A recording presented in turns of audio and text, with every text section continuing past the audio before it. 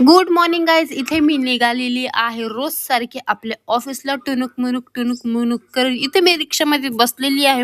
रिक्षामध्ये बिलकुल पण गर्दी इथे मी ऑफिसला पोहोचलेली आहे आणि तुम्ही बघू शकता माझे आयब्रो, जसं की मी काल बोलली होती की मी आयब्रो वगैरे करणार आहे. मस्तपैकी शेप मध्ये मी माझ्या आयब्रोने आणि मला भयंकर अशी नींद आलेली आहे.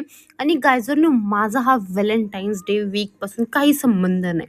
काही म्हणजे काहीच नाही. कुठला दूरचा संबंध नाही, नजदीकचा तर दूरची बात आहे. आता मी हे कधी सेलिब्रेट करणार, ज्यावेळेस माझं शादी होणार त्यावेळेस मी हे सगळं सेलिब्रेट करणार. तोपर्यंत आपलं असंच बघत राहायचं दुसऱ्यांचे स्टेटस स्टोरी, मला हे दिलं मला ते दिलं. दुपारचं आमच्या कॉरिडॉरमध्ये कोणच नसतं. इथं फक्त मीच भटकत असते भूतासारखी, एक बिछडलेली आत्मासारखी, आत बाहेर आणि अगदी सापासारखी मी चमडी सोडत आहे, माझी केचडी. जसं की साप सोडतं तुम्ही बघू शकता. माझी पेरची हालत केवढी खतरनाक झाली. सगळीकडून चमडी निघते, इवन माझ्या हाताची सुद्धा चमडी निघते. कशामुळे होतंय काय माहिती. काही ॲलर्जी नाही, काही नाही. अजून तर गरमी पण सुरू झाली नाही.